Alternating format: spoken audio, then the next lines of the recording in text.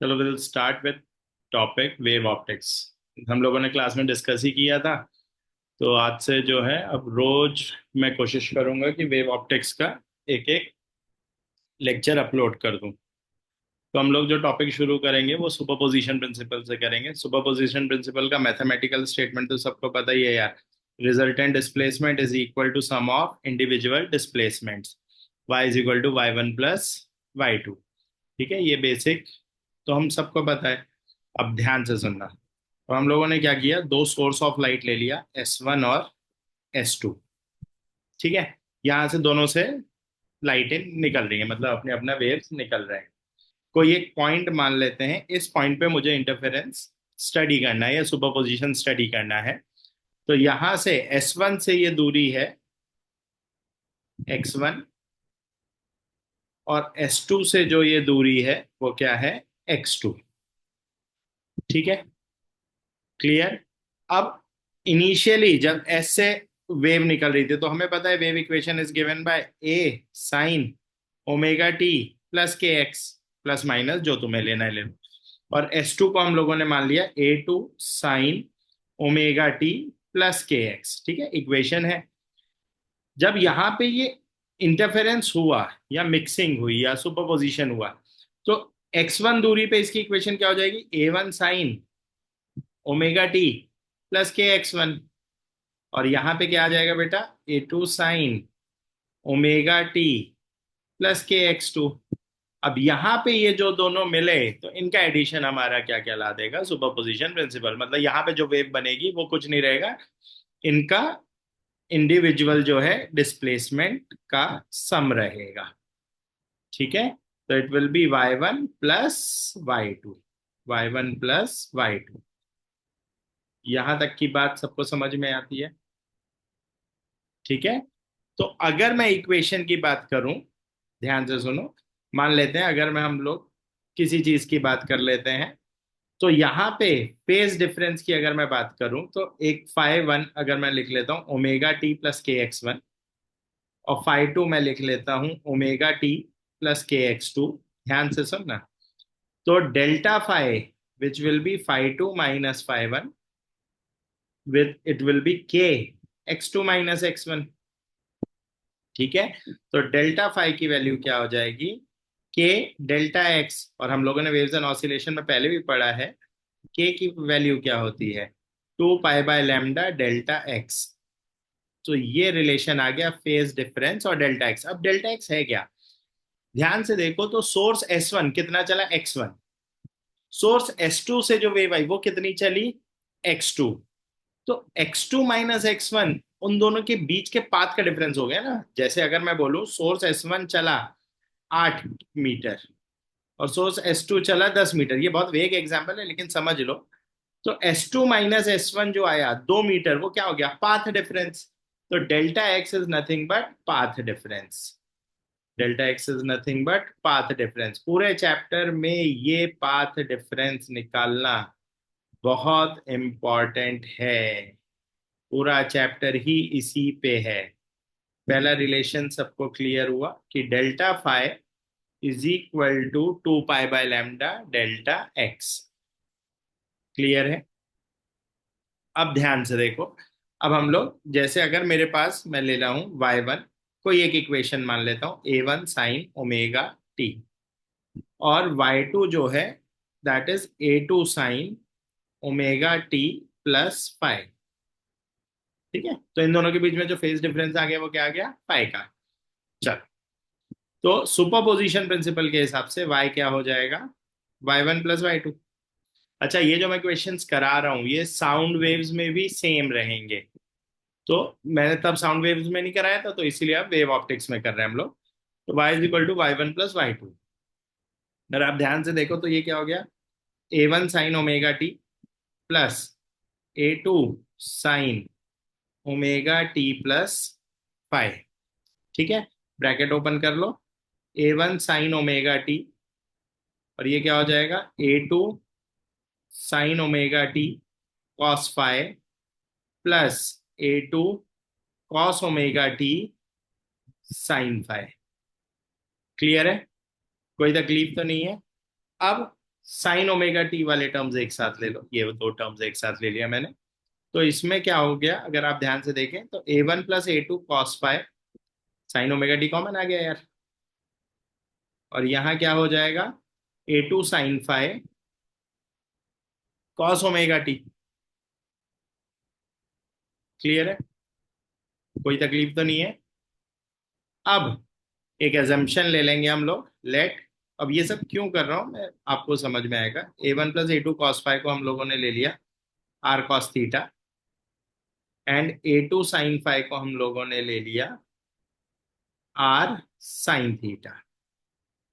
आप उल्टा भी ले सकते हो, R sin theta R cos theta, वो सबके हिसाब से अलग अलग अपना रिजल्ट आएगा, लेकिन जनरली बुक में आपको ये दिखेगा, इसलिए मैं इसी को फॉलो कर।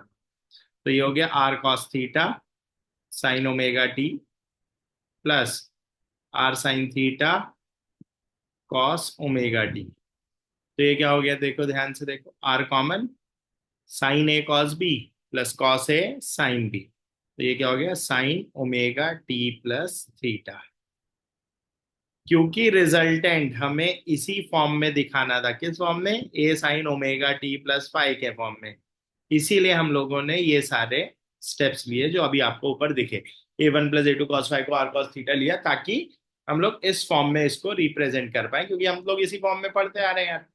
अब ध्यान से सुनो, आर और थीटा क्या हमने अपनी मर्जी से लिया, हाँ बिल्कुल लिए, तो हमें इनको डिफाइन भी करना पड़ेगा ना।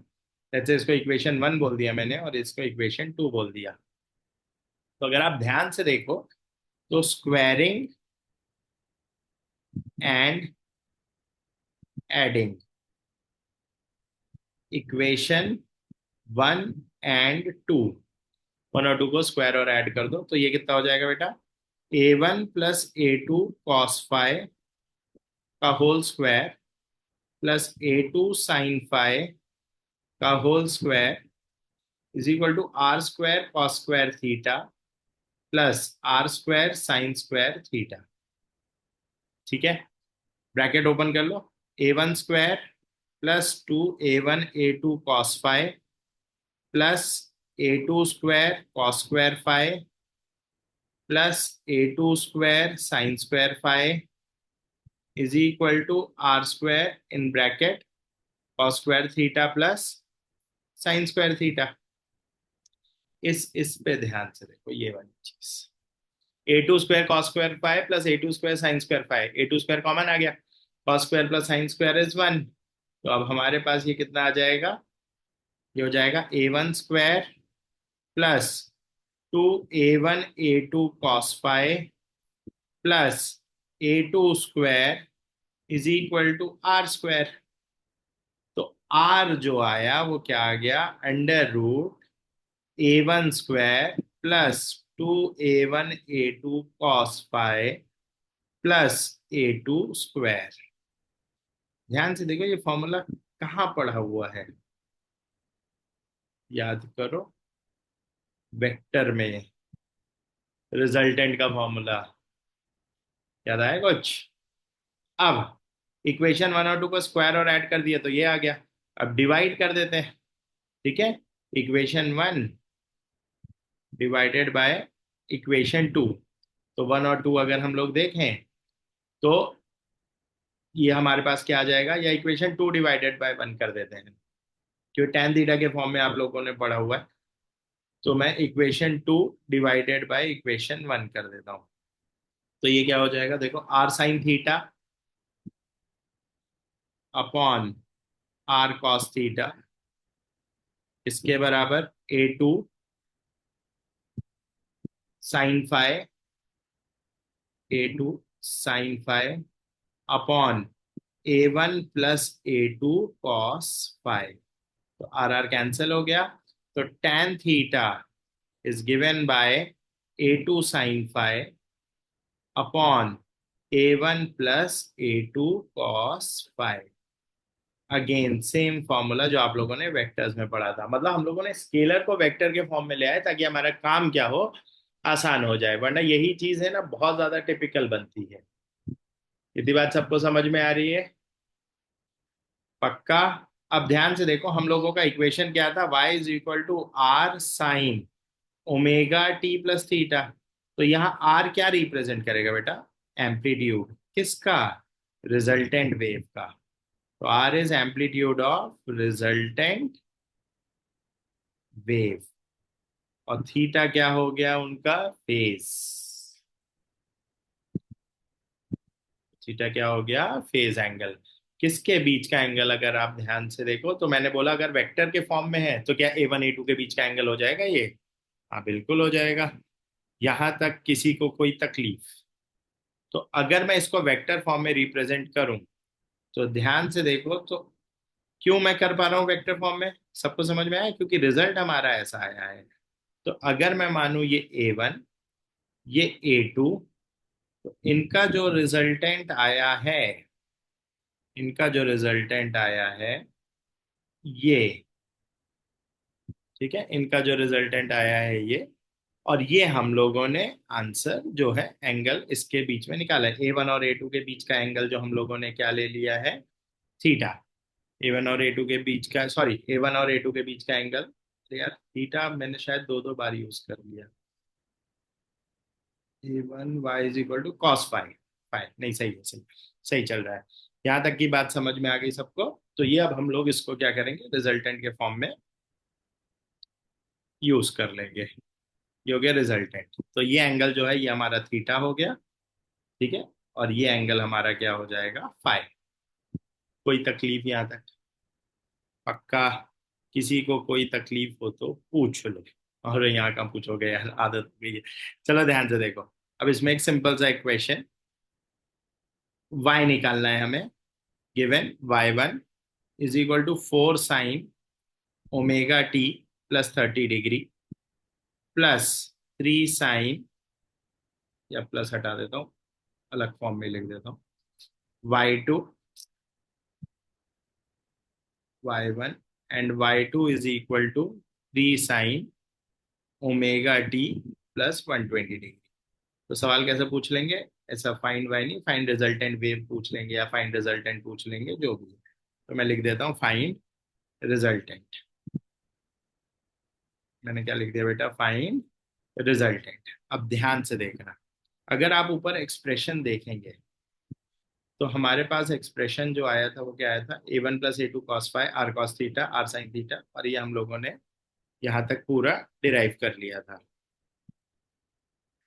अब डायग्राम जो मैंने बताया, रिजल्टेंट ने किसके साथ एंगल बनाया? A1। अब A1 और A2 लें किसको?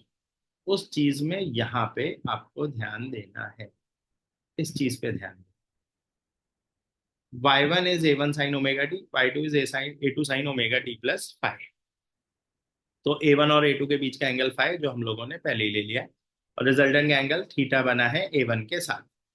ठीक है, ये वेक्टर से याद आ गया होगा तुम्हें।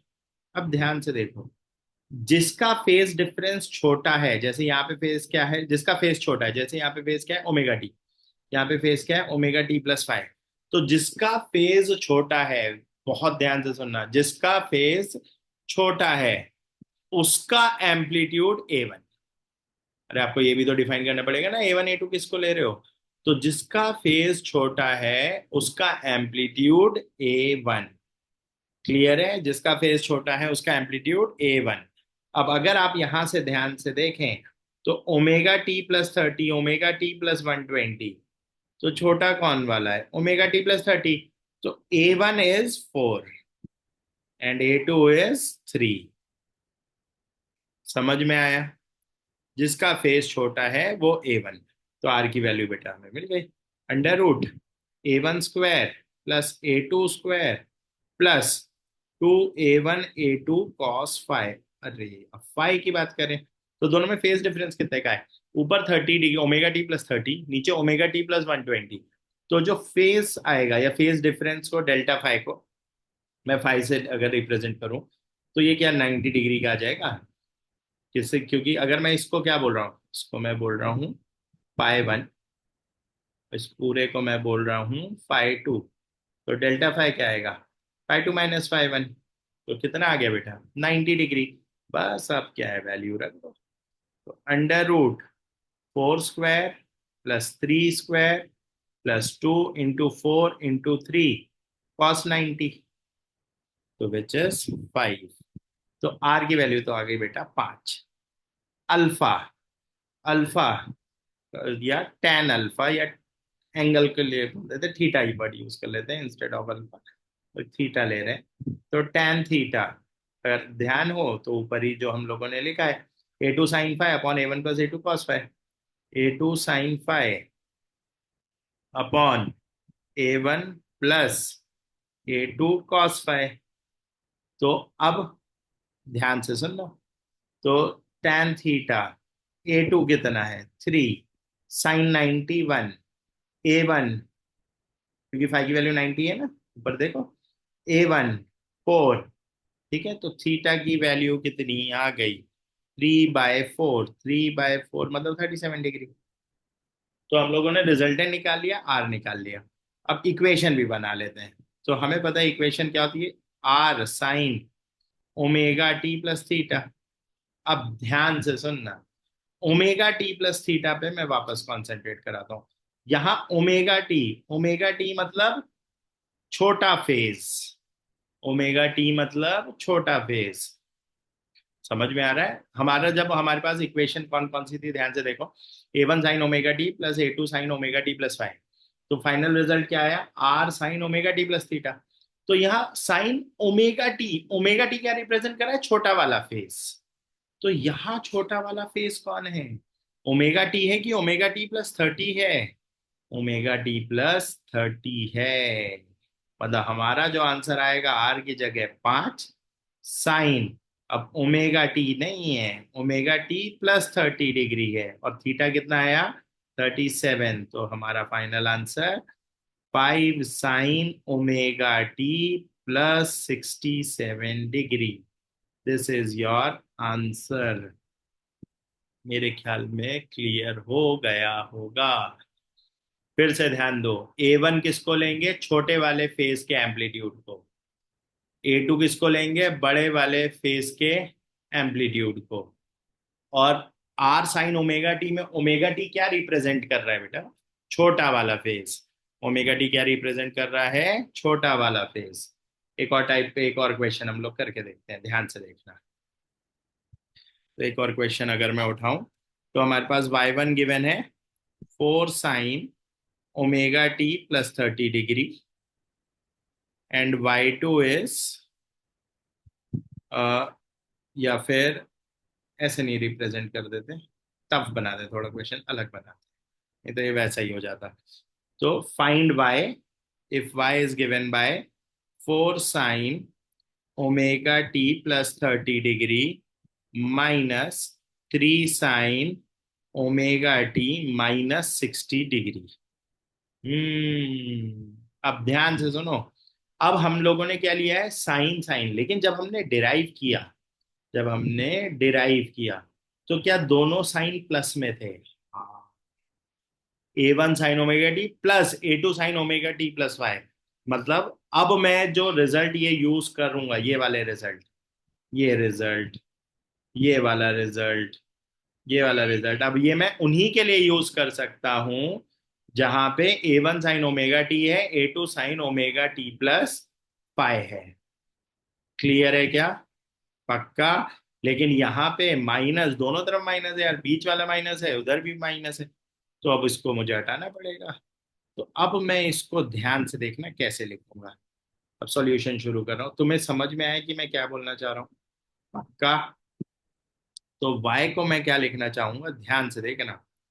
तो 4 sin ωt+30। अब इसको मैं ऐसे भी तो लिख सकता हूँ, 3 sin ωt+180 नहीं समझ में आया, ध्यान से देखो, मैं फिर से समझाता हूँ।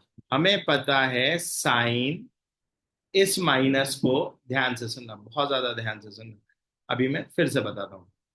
हम लोगों ने क्या किया, y को मैंने क्या लिखा, 4 sin ωt+30। मुझे इसमें तो कोई प्रॉब्लम नहीं है, ठीक, ये बात तो हमें समझ में आती है। अब मुझे इस माइनस को प्लस बनाना है। और अंदर वाला माइनस हटाना है।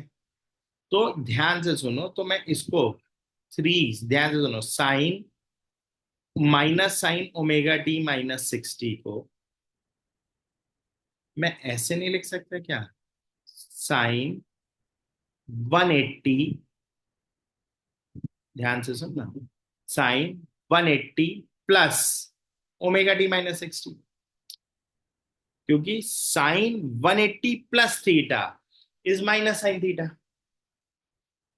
अरे क्लियर है? तो मैं इसको ऐसे लिख सकता हूँ कि नहीं लिख सकता हूँ? पक्का? क्योंकि हमें पता है sine 180 plus theta is minus sine theta, तो माइनस इस चीज को मैंने क्या लिखा, minus sine omega t minus 60 को मैं ऐसे लिख सकता हूँ ना यार। क्लियर है? पक्का? तो ये क्या हो जाएगा, साइन ओमेगा टी प्लस 120। हाँ, अब हो गया। तो ये वाली ऊपर वाली इक्वेशन अब हमारी क्या हो जाएगी, ध्यान से देखना, ऊपर वाली इक्वेशन अब हमारी क्या हो जाएगी, 4 साइन, अच्छा सवाल है ये, omega t plus 30 degree plus 3 sign omega t plus 120 degree. अब हमारा उसी फॉर्म में आ गया जिस फॉर्म में हम ये चाहते थे। ठीक है, अब हमारा ये उसी फॉर्म में आ गया जिस फॉर्म में हम ये चाहते थे। अब छोटा फेज ओमेगा टी प्लस 30, तो वापस A1 इज 4, बड़ा फेज ओमेगा टी प्लस 120, तो A2 इज 3। दोनों के बीच का फेज डिफरेंस जो है वो है 90 डिग्री। क्या आर नेट या रिजल्टेंट क्या वही आ जाएगा? तो आर आ जाएगा 5, सेम जैसे ऊपर वाला की था। क्या एंगल जो है, थीटा एंगल, क्या 37 आएगा? हाँ बिल्कुल आएगा। तो आंसर वापस से वही आने वाला है। किसी को कोई तकलीफ?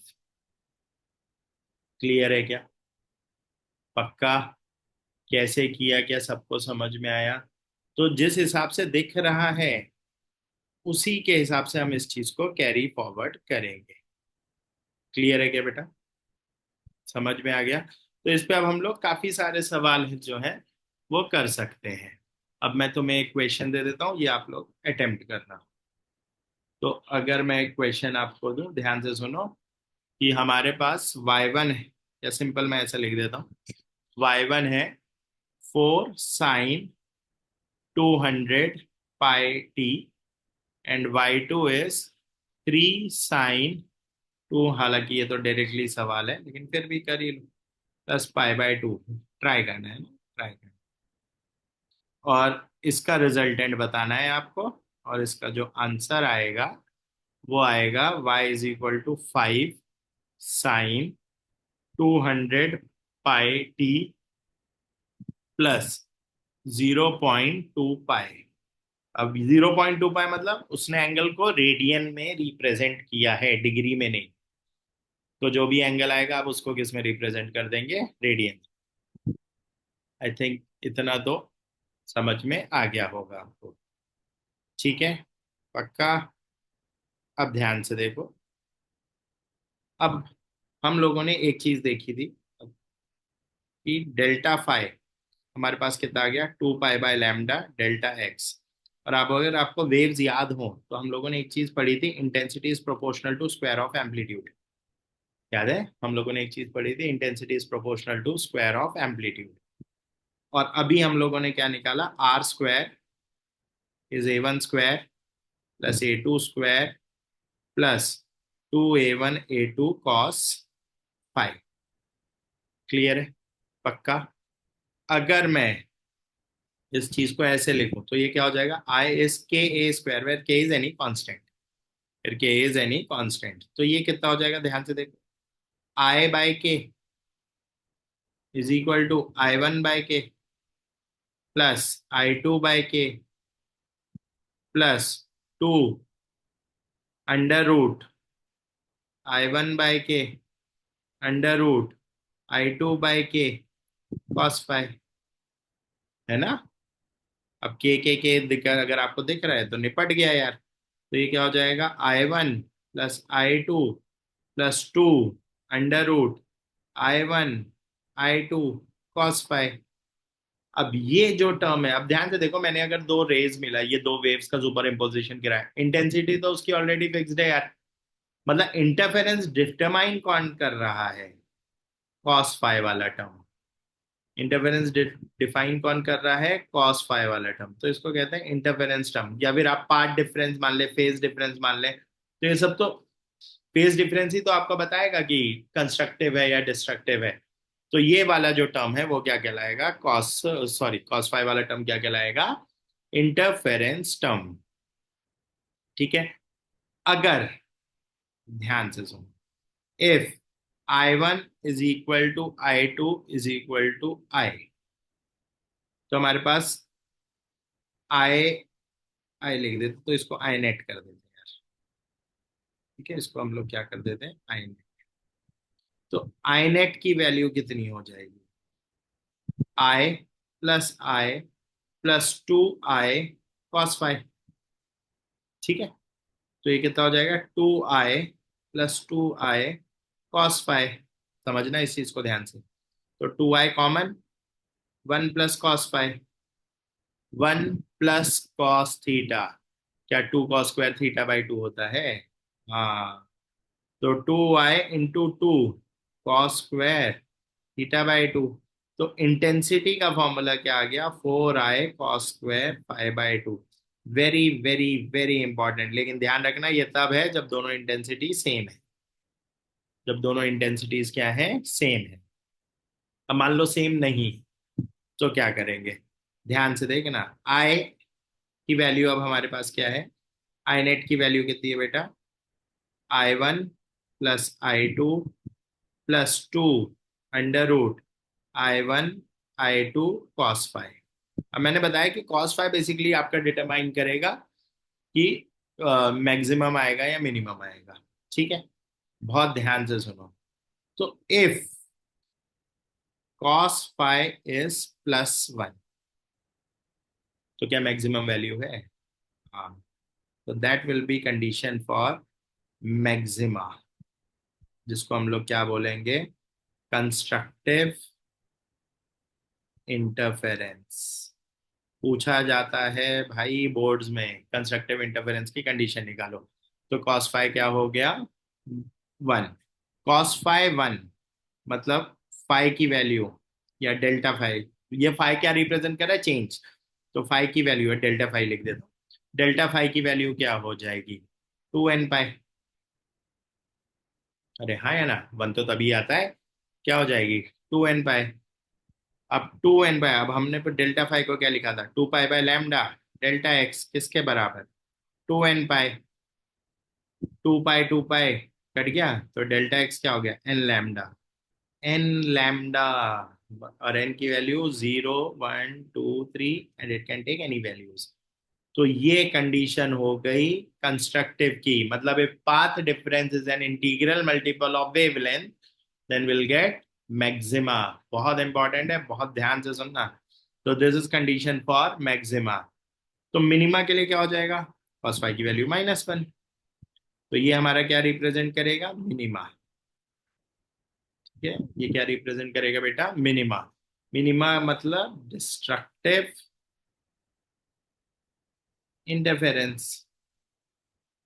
डिस्ट्रक्टिव इंटरफेरेंस, अरे ऊपर इंटरफेरेंस की स्पेलिंग गलत हो गई है, इंटरफेरेंस। तो ये अब हमारे पास क्या हो जाएगा? तो डेल्टा फाइव, मैं डेल्टा फाइव क्यों नीचे लिख रहा हूँ? ताकि आपको कंफ्यूजन ना हो। वहाँ फाइव बेसिकली डेल्टा फाइव को ही रिप्रेजेंट कर रहा है यार। तो यहाँ पे कितना हो जाएगा? 2n+1 पाई। अगर 2n+1 लिख रहे हैं तो n की वैल्यू 0 से शुरू होगी। अच्छा, कुछ बुक्स में 2n-1 दिखेगा, तब n की वैल्यू 1 से शुरू होगी। कंफ्यूज मत होना, वो नोट गलत नहीं है। लेकिन अगर वो 2n-1 लिख रहे हैं तो n की वैल्यू कहाँ से शुरू कर दो? 1 से। ठीक है, तो अब ध्यान से सुनो। तो डेल्टा फाइव को मैं क्या लिख सकता हूँ? 2 pi by lambda delta x. और ये क्या हुआ? 2n+1 पाई। पाई पाई कट गया, तो डेल्टा एक्स की वैल्यू कितनी हो गई? 2n+1 lambda by 2। So this is condition for minima. This is condition for minima या फिर destructive interference। कोई तकलीफ? पक्का? तो आई मैक्सिमम और आई मिनिमम भी निकाल लेते हैं। आई मैक्सिमम कब आएगा? जब कॉस फाइव की वैल्यू 1 है। तो हमारा फॉर्मूला क्या हो जाएगा? अंडर रूट, सॉरी सर क्या लिख रहा हूं मैं, I1 प्लस I2 प्लस, यहाँ पे कहा है, 2 under root I1 I2, 2 under root I1 I2। अगर आप बहुत ध्यान से देखें तो it is nothing but under root I1 plus under root I2 का होल स्क्वायर। और if I1 is equal to I2, तो आई मैक्स की वैल्यू इज इक्वल टू आई लिख देता हूँ। आई मैक्स की वैल्यू कितनी हो जाएगी? देखो, बोलो। 4i, है ना? रूट आई, तो 2 रूट आई का स्क्वायर 4i हो गया ना। इसी तरीके से I minimum intensity when cos phi is -1, तो ये कितना हो जाएगा बेटा? I1 plus I2 minus minus 2 under root I1 I2। तो ये कितना आ जाएगा? Under root I1 minus under root I2 का होल स्क्वायर। अगर I1 is equal to I2 is equal to I, intensity same है, तो मिनिमम क्या हो गया? जीरो। मिनिमम क्या हो गया? Zero, which will represent destructive interference, किसी को कोई तकलीफ। बहुत इंपॉर्टेंट इंपॉर्टेंट रिजल्ट्स हैं, और जेई में पूछे, सॉरी स्टेट बोर्ड में तो डायरेक्ट डेरिवेशन ही आता है। कोई तकलीफ तो नहीं है? पक्का? अब ध्यान से सुनो। तो मुझे पता है आई मैक्स कितना है बेटा? Under root I1 plus I2 का होल स्क्वायर। अब इसी तरीके से क्या मैं ए मैक्स भी रिप्रेजेंट कर सकता हूँ, या सीधा ए मैक्स पे जाता हूँ? ए मैक्सिमम, पहले ए लिख लेता हूँ। आर, आर से, आर का फॉर्मूला क्या था? A1 square plus A2 square plus 2 A1 A2 cos five. तो कॉस फाइव अगर 1 है तो क्या आर मैक्स होगा? और कॉस फाइव अगर -1 है तो क्या आर मिनिमम होगा? तो ये कितना हो जाएगा? A1 square plus A2 square plus 2 A1 A2। ध्यान से देखो तो it is A1 plus A2 whole square. यहाँ पे क्या आ जाएगा? A1 square minus A2 square, sorry plus A2, तो -2 A1 A2, तो that is A1 minus A2 का होल स्क्वायर। हाँ। अब बहुत इंपॉर्टेंट चीज है, तो अगर मैं R max upon R minimum निकालूं तो ये क्या हो जाएगा? A1 प्लस A2 का whole square upon A1 minus A2 का होल स्क्वायर। क्लियर है? पक्का? तो आर मैक्स स्क्वायर चल रहा है, स्क्वायर चल, स्क्वायर। ठीक है, कोई तकलीफ तो नहीं है? अगर आप बहुत ध्यान से इस एक्सप्रेशन को देखें, आर मैक्स का स्क्वायर, तो ये तो आई मैक्स ही है ना यार, क्योंकि I is proportional to square of amplitude. और ये क्या हो गया? I minimum. तो ये क्या हो गया? A1 प्लस A2 का whole square upon A1 minus A2 का होल स्क्वायर। क्लियर है? कोई तकलीफ तो नहीं है? पक्का? अब इस पे हम लोग एक सिंपल सा क्वेश्चन कर लेते हैं, फिर आज का क्लास यहीं पे खत्म करेंगे। अब हमारे पास एक क्वेश्चन है, ध्यान से सुनना। हमें दिया है कि A1 upon A2 is 3:2, ratio of amplitudes. ठीक है। अब हमें निकालना है कि A max upon A minimum and I max upon I minimum, ये हमें निकालना है। ठीक है। अभी ऊपर हम लोगों ने देखा कि A max upon A minimum will be A1 plus A2 upon A1 minus A2। कहाँ से ये आया ना? ये इससे इससे इससे। ठीक है, तो बस अब वैल्यू डाल दो। तो हमें पता है, अब ध्यान से सुनो, इसको मैं A2 कॉमन ले लूँ तो क्या हो जाएगा, A1/A2 +1 अपॉन A2 कॉमन ले लूँ तो A1/A2 -1। A2 कट गया। A1/A2 हमें गिवन है, तो 3/2 +1 अपॉन 3/2 -1। तो कितना हो गया, ये हो जाएगा 5/2 अपॉन 1/2, तो 5। क्लियर है। अच्छा, आप ऐसे भी कर सकते हो, A1 को एक दूसरे के टर्म में रिप्रेजेंट करके भी लिख सकते हो। जैसे A1 को मैंने लिख दिया 3/2 A2, वैसे सॉल्व करके भी कट कर सकते हो, कोई गड़बड़ नहीं है। अब आई max upon I minimum, I max upon I minimum, I max कितना है हमारे पास, A1 + A2 का whole square upon A1 - A2 का होल स्क्वायर। एकदम ही बढ़िया। A2 स्क्वायर ले लो कॉमन, तो यहाँ क्या हो जाएगा, A1/A2 +1 का whole square upon A2 square, यहाँ कॉमन ले लो, तो A1/A2 -1 का होल स्क्वायर। एकदम ही बढ़िया। A1/A2 +1, तो A1/A2 +1 अभी हम लोगों ने ऊपर ही किया है, तो 5/2 अपॉन 1/2 का होल स्क्वायर ही आएगा ना बेटा। तो कितना आ गया, 25। क्लियर है, कोई तकलीफ तो नहीं है। तो ऐसे क्वेश्चंस बहुत ज्यादा पूछे जाते हैं, तो एक बार ये लेक्चर्स ढंग से देख लेना, और उसके आगे हम लोग बाद में जो है वो कंटिन्यू करेंगे। ठीक है, थैंक यू।